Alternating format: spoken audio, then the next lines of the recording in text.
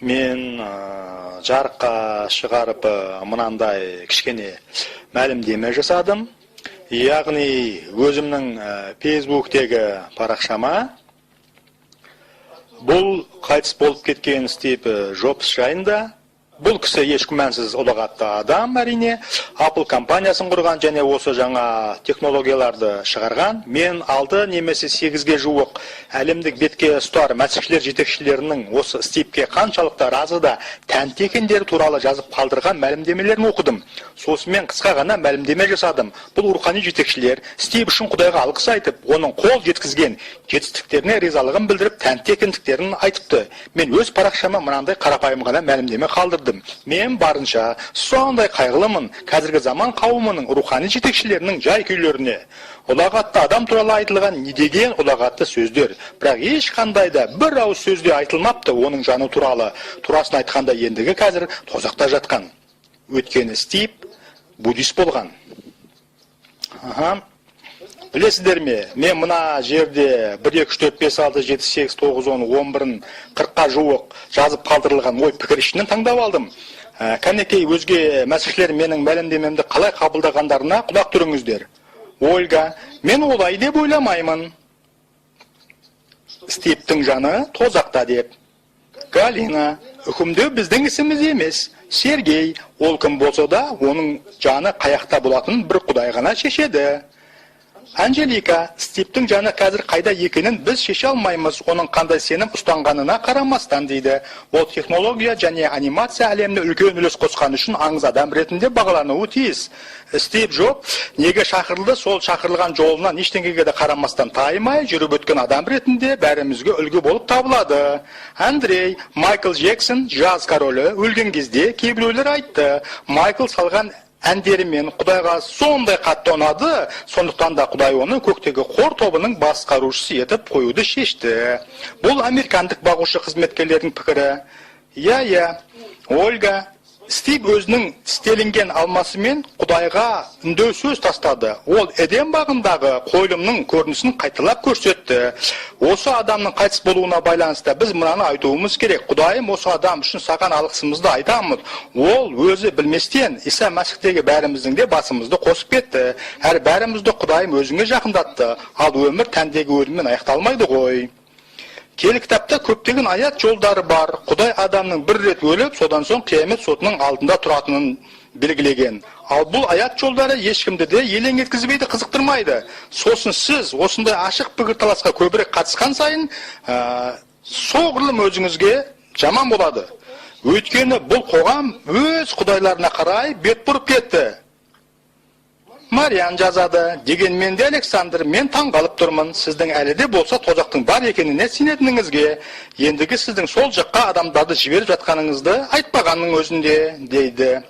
Стивтің технологиясын қолдану арқасында көптеген сенушілер шындықты білді. Михаил, дегеннен сенушілерге жерлеу күні кімнің тозаққа, кімнің жұмаққа кететінін шешу бұл тұрарлық іс пе? Александр, менің пікірімше кімнің тозаққа, кімнің жұмаққа түсетінін мәлім ету үшін антихристің ұстанымымен оның орнында болудың қажеті жоқ қой деп ойлаймын. Бұған тек Мәсіхтің қана құқы бар. Мұны сен, Александр, білуің керек. Алек, өлеміз, білеміз.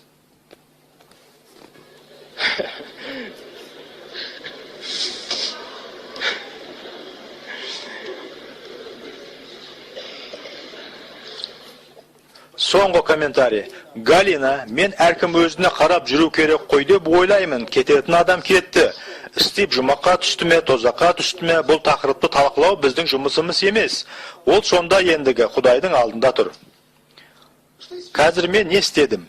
Қазір мен сіздерге мәсіхшілер әлемінің реакциясын, әрекетін көрсеттім. Стив буддист деген мәлімдемеме қатысты. Ол буддист.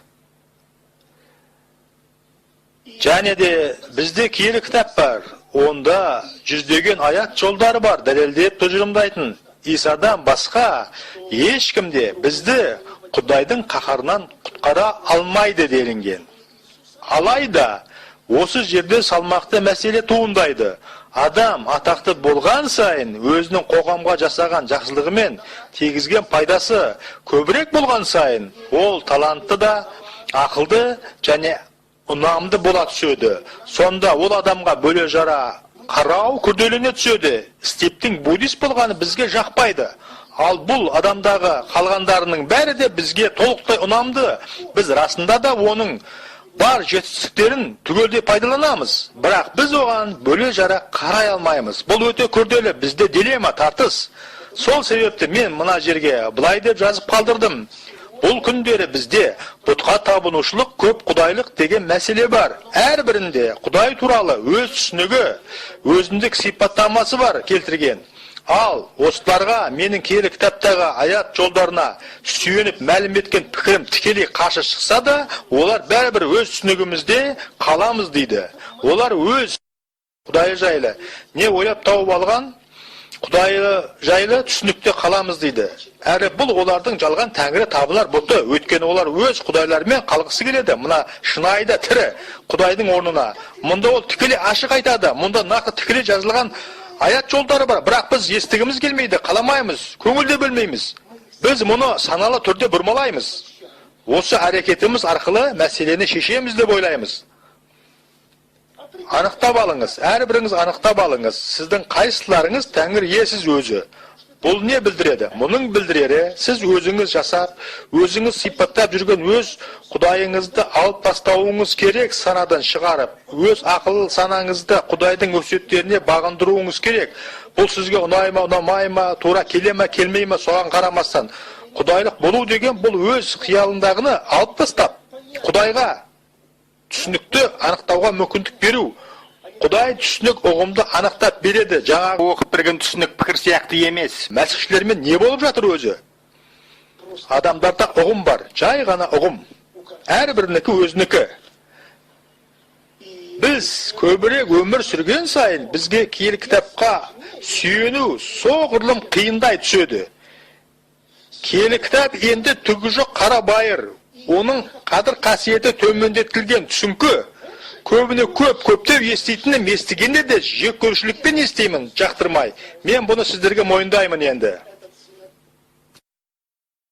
Сендер неге Сенедалды аудармасын оқисыңдар дейді киелі кітаптың. Сендер несіне осы орысша киелі кітапты оқисыңдар дейді. Бар тесік саңлаудың бәрін іздеп табуға мүмкін болатын әңгіме етеді. Аудармасы басқаша, сауаттылығы жоқ деп. Қайсы бір кісілермен отырғанымыз сол еді әңгімелесуге. Ал сен грек тілін білесің бе деп сұрады. Жоқ, білмеймін дедім. Грек тілін білмесең, онда өзіңмен не туралы сөйлесуге болады дейді. Грек тілінде мына аят жолдары мынаны білдіреді, дұрыс жеткізеді дейді. Мен айттым, сен менің бар қаруымды тартып алдың ғой. Мен сенімен айқаса алмаймын. Біздер бір жағалаудың бойында емеспіз жүзуге шығып жүрген. Өйткені сен орысша Сенедалды киелі кітапты қарабай еттің. Ал жақсы, сен грекше білесің, ал мен білмеймін. Маған не істеу керек сонда? Болмаса Құдай жеткілікті түрде менің жанымның құтқарылуы үшін қамқорлық жасамаған деген келе ме? Тек қана орысша, украинша білгеніме бола, грекше білмегеніме бола ма сонда? Онда орысша Сенедалды жазбаны оқып құтқарыла алмайды екенмін ғой. Яғни мен қыруар болжамдарды, ең деген әртүрлі түсіндірмелерді естимін. Ең деген неше түрлі кітапшалар, бағдарламалар, ең деген неше түрлі. Бұл күндері не болып жатыр? Әркім өз құдайын жасап алып жатыр.